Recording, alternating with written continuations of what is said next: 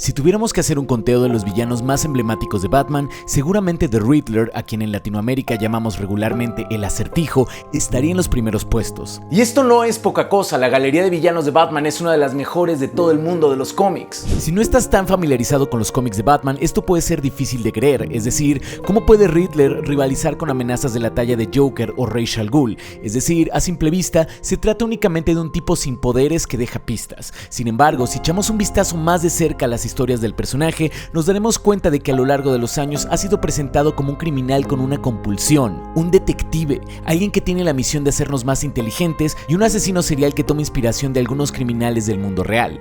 Riddler es todas esas cosas, pero más allá de esto, es un personaje muy interesante de leer, y en este video vamos a hablar de la psicología y las motivaciones que hacen a este personaje tan interesante. Mi nombre es Go, el Monitor Geek, y el día de hoy nos vamos a tomar a The Riddler muy, pero muy en serio.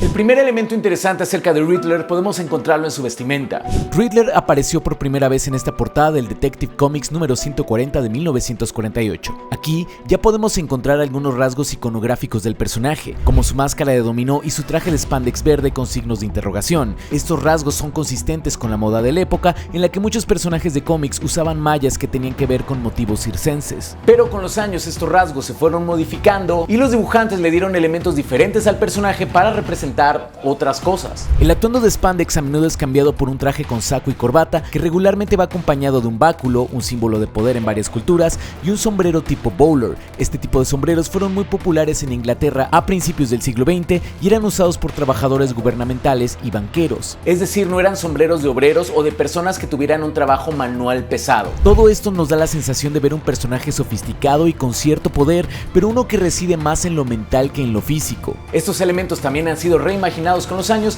para darle al personaje un aspecto más amenazador. Hay versiones de Riddler con tatuajes en forma de signos de interrogación que sustituyen al saco o la máscara, otras que tienen anteojos o gogles y bueno, lo que sea esta versión de la caricatura de Batman. Pero no solo su aspecto ha cambiado, también ha cambiado el enfoque del personaje. En su primera aparición, Edward Nygma era un joven que quería participar en un concurso escolar para ver quién armaba primero un rompecabezas. Sin embargo, para asegurar su victoria, hizo trampa y buscó la solución la noche anterior. Cuando Eddie ganó el concurso, quedó fascinado con los acertijos y problemas mentales, pero sobre todo con esa sensación de superioridad proveniente de poder engañar a los demás, de salirse con la suya. Después de esto, Nygma siguió buscando estas mismas sensaciones y comenzó a estafar gente hasta que por fin decidió probar sus habilidades contra Batman.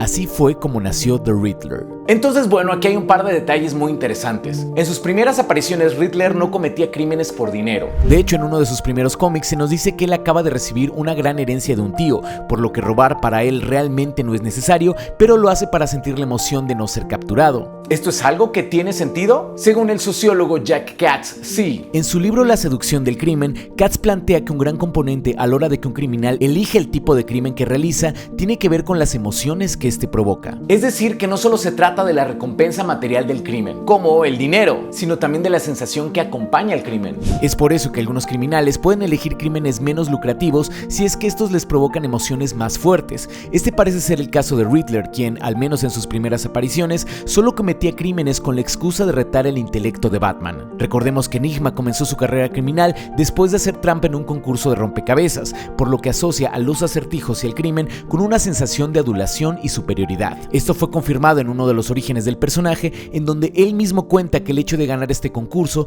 lo hizo sentirse por primera vez como alguien importante y fuera de lo común, por lo que suena lógico que intente recrear esta emoción a través de cada crimen.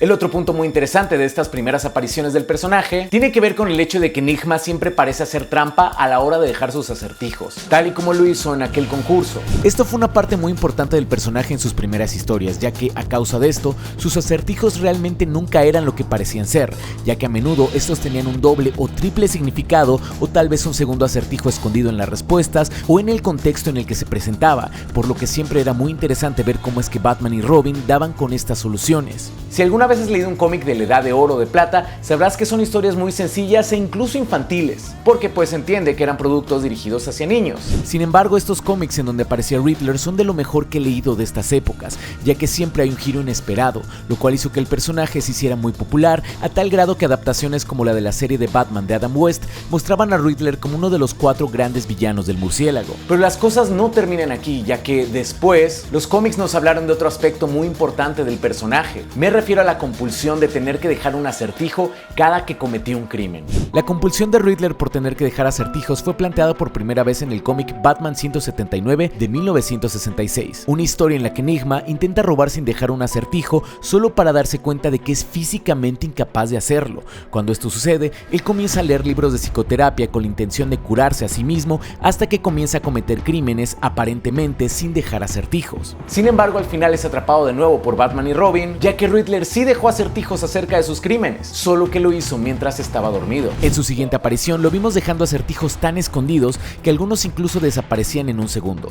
Todo esto para que él pudiera sentir que estaba cumpliendo con su ritual de dejar un acertijo, pero que al mismo tiempo Batman no pudiera resolverlo. Estos cómics fueron los primeros que nos hablaron de Riddler como una persona con un trastorno psicológico. No es que quiera dejar los acertijos, es que necesita dejarlos. Un trastorno psicológico es un problema de salud que se caracteriza por patrones anormales de pensamiento, emoción o comportamiento, en donde estos elementos interfieren en la habilidad de una persona para funcionar de manera saludable. Por ejemplo, Edward Nygma no solo disfruta mucho de los acertijos, sino que los necesita y estos le impiden funcionar de manera saludable. En su caso, los cómics han mencionado que él tiene un trastorno obsesivo-compulsivo, que es un trastorno psicológico que se caracteriza por la presencia de obsesiones o compulsiones recurrentes e intrusivas. En su caso, la necesidad de dejar acertijos. Pero hay que dejar en claro que este factor de necesitar juega un papel muy importante. Ser una persona que simplemente mantiene su casa limpia no te hace tener TOC, ya que las personas con este trastorno pueden tomar una acción como lavarse las manos y repetirla de manera compulsiva hasta que esto se convierte en un problema para ella. Hay personas que lastiman sus manos de tanto lavarlas. Entonces no, el hecho de que a mí me guste mucho Superman y lo haya nombrado en el video pasado sin darme cuenta, no me hace tener TOC. Por cierto, gracias por avisarme en los comentarios, de verdad no me había dado cuenta. Tenías que aclararlo, ¿verdad? Sí, tenía que hacerlo. Pero, ¿qué es lo que causó que Riddler tuviera la compulsión de dejar acertijos en cada crimen? En el mundo real no se sabe exactamente cuál es la causa del trastorno obsesivo-compulsivo, pero se sabe que hay factores físicos como la genética, estructura, lesiones e infecciones que parecen jugar un papel importante. Los antecedentes de abuso también incrementan el riesgo de obtener TOC, por lo que estamos hablando de que hay factores físicos y factores de crianza. ¿Qué es lo que sucede en el caso de Riddler? En los cómics se nos dice que una vez hizo trampa en un concurso de armar un rompecabezas y ganó, lo cual le dio una sensación de admiración, superioridad y satisfacción. Y en un principio se vinculaba en los cómics su compulsión con el hecho de querer sentir de nuevo estas emociones. Sin embargo, esto fue expandido en un cómic más reciente, en donde se nos dice que Enigma realmente no hizo trampa en la prueba, sino que su padre lo obligó a decir que lo había hecho, ya que sentía celos de la inteligencia de su hijo. Este cómic nos dice que Eddie suprimió estos recuerdos durante mucho tiempo, por lo que él siempre se vio más como alguien tramposo que necesitaba confesar de cierta manera sus crímenes a través de acertijos. De hecho, en el mundo real, muchas personas también realizan ciertas conductas de manera compulsiva para reducir los niveles de ansiedad. Obviamente son personajes de cómics, no personas reales, pero es interesante ver cómo los escritores le dieron al personaje una motivación psicológica, incluso desde sus primeras historias. Y esto de las motivaciones psicológicas ha sido una constante en las historias acerca de Riddler. Por ejemplo, en la saga Nightfall nos es presentado como alguien que necesita desesperadamente ser escuchado, alguien que necesita de un público para sus acertijos, y cuando la policía lo ignora porque tienen que lidiar con la fuga masiva de los prisioneros de Arkham, él se llena de explosivos y acude a un show en vivo para llamar la atención de Batman y la policía. Este ego desmedido también podemos verlo en otras historias, como en la que atenta contra la vida de Cluemaster porque considera que se está robando su acto, o la vez que monta todo un atraco en la Torre Wayne solo para atacar a un guardia de seguridad que había osado empujarlo en el asilo de Arkham. Sin embargo, esta compulsión de dejar acertijos en vez de decir la verdad simple y llanamente es algo que aún vemos en versiones más modernas del personaje, como la vez en la que Black Mask pone un precio por la cabeza de Eddie y él, en vez de pedirle ayuda a Batman, le deja una serie de pistas para que el murciélago se enfrente a Black Mask, a pesar de que esto complica las cosas y él está poniendo en riesgo su propia vida. Esto separa a Riddler de otros villanos de Batman tipo Bane o Ra's al Ghul, que sí tienen motivaciones mucho más ideológicas. Aunque en cómics como Zero Year sí nos presentan ligeros vistazos de un Riddler que comete crímenes basados en una ideología, ya que en este cómic se nos menciona que él quiere hacer a los seres humanos más inteligentes. Sin embargo, recientemente, en la cinta de Batman nos presentaron un Riddler que parecía más ideológico que psicológico, algo diferente a lo que usualmente se ve en los cómics. En la cinta de Batman, a diferencia de los cómics, Riddler no parece dejar sus acertijos de manera compulsiva, sino porque piensa que Batman es el único que puede descifrarlos y así ayudarle a realizar sus objetivos. Recordemos que Edward manipula a Batman para sacar a Falcone a la luz, algo que él no podía hacer físicamente. Ciertamente Edward nos es presentado como alguien con problemas psicológicos, pero ya no vemos a la compulsión jugar un papel tan importante como en los cómics de antes, en donde Riddler es literalmente incapaz de cometer un delito sin dejar un acertijo, aunque esto juegue en su contra, sino que más bien sus motivaciones tienen que ver con un tema ideológico, en el que él, un huérfano que forma parte de la sociedad más vulnerable de Ciudad Gótica, siente que algunas figuras de autoridad han abusado de su poder y quiere hacer que paguen. En su mente, un poco de violencia localizada es lo que la ciudad necesita para ser más justa, y esta idea, en sus palabras, fue inspirada por el propio Batman. Esto es algo muy diferente a lo que regularmente vemos en los cómics, pero personalmente se me hace una interpretación muy fresca e interesante del personaje. También fue muy interesante ver cómo es que Reeves construyó este personaje cambiando la iconografía clásica por elementos que derivan del famoso asesino del Zodiaco, otro criminal que también mandaba criptogramas a la policía en los que confesaba detalles de sus actos, lo cual situó a Riddler en un panorama más realista que otras versiones del personaje que habíamos visto con anterioridad.